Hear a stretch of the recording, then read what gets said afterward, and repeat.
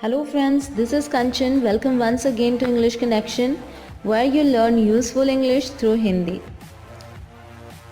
अगर आप अच्छी इंग्लिश बोलना चाहते हैं तो I assure you this video will be very useful for you, क्योंकि इस वीडियो में आप सीखेंगे बोलने के अलग अलग तरीके in English.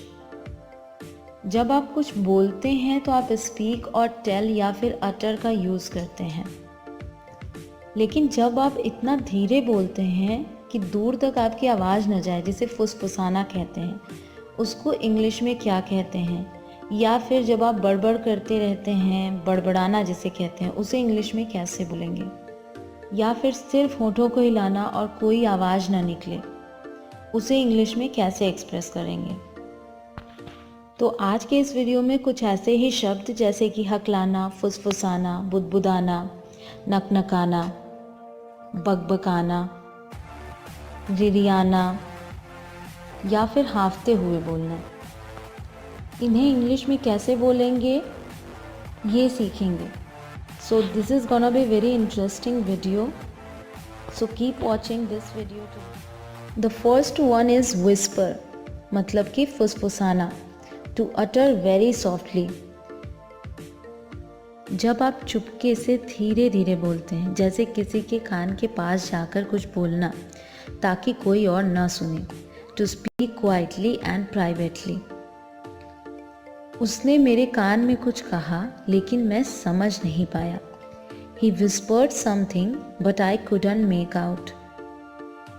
So whisper means फुसफुसाना। The next one is mumble. इसका मतलब होता है बुदबुदाना। जब आप दबे होंठ कुछ बोलते हैं ताकि किसी को भी कुछ समझ ना आए कि आपने क्या कहा और आपकी भड़ास भी निकल जाए। अभी 2 दिन पहले की ही बात है, मेरी मेट ने मुझसे अपनी सैलरी से ज़्यादा पैसे मांगे, लेकिन मैंने मना कर दिया और उसे उसकी फिक्स्ड सैलरी ही दी, तो वो कुछ बुदबुदाई और चली गई। She mumbled a few words and went away. So mumble means budbudana. The next one is murmur or mutter. मतलब धीमी आवाज़ में कुछ शिकायत करते हुए लगातार बड़बड़ करते रहना, जैसे कि कितना भी कहो इसको समझ में नहीं आता, कितनी बार सिखाऊं, कितनी बार समझाना पड़ेगा एंड ऑल। अब बड़बड़ बंद करो, आधे घंटे से बोले जा रही हो। Stop murmuring, it's been half an hour. और stop muttering. Next one is whine. इसका मतलब होता है रिरियाना, complaining in a sad voice in a tearful manner.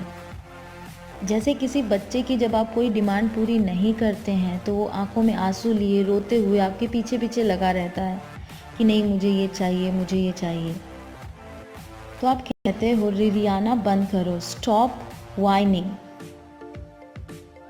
इसके लिए आप ग्रिजल का भी यूज़ कर सकते हैं, stop grizzling. The next one is pant, that means हांफते हुए बोलना। उसने हांफते हुए बोला कि वो और आगे नहीं बोल सकता। He panted that he can't go further.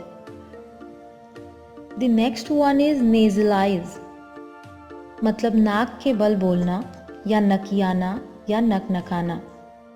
Speak nasally or through the nose. वह गाते समय नकनकाती है। She nasalizes while singing.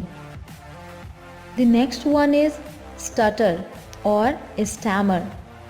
इसका मतलब होता है हकलाना। Speak nervously, repeating sound. Be it speech problem or nervousness. वह बोलते समय हकलाने लगता है। He stutters while speaking. जैसे ही उसने पुलिस को देखा वो हकलाने लगा। As soon as he saw the police, he started stuttering. The next one is babble. इसका मतलब होता है बड़बड़ाना।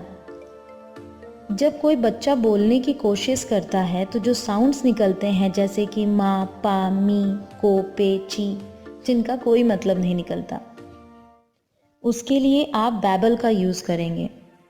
जैसे कि आप बोलते हैं, मेरा बच्चा अभी बोल नहीं पाता पर कुछ आवाज़ें निकाल लेता है जो समझ में नहीं आती। My child can't speak but babbles.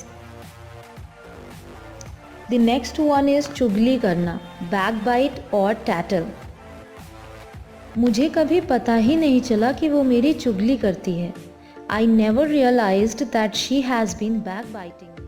One is tittle tattle, गपशप करना, यानी कि गप्पे लड़ाना। वह बस गपशप करके अपना समय बर्बाद करता है। He just tittle tattles and wastes time. The next one is blabber, बक बक करना, यानी कि बकबकाना।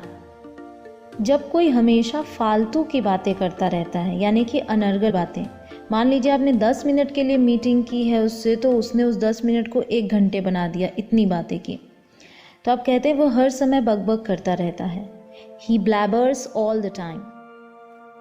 Next one is mouth. To form words with your mouth but not make any sound. जब आप अपने होठों को हिलाते हैं जैसे कि आप कुछ बोल रहे हैं लेकिन आप कोई साउंड नहीं निकालते, कुछ बोलते नहीं हैं। She mouthed something but I couldn't make out. तो ये थे different ways of speaking in English. Sometimes you whisper, sometimes you mumble and even sometimes you only mouth. आपको ये वीडियो कैसी लगी ये ज़रूर लिख के शेयर करें, और अगर आपको अंग्रेजी से रिलेटेड कोई भी क्वेरी हो तो कमेंट में लिखना ना भूलें। Right a comment and get the answer.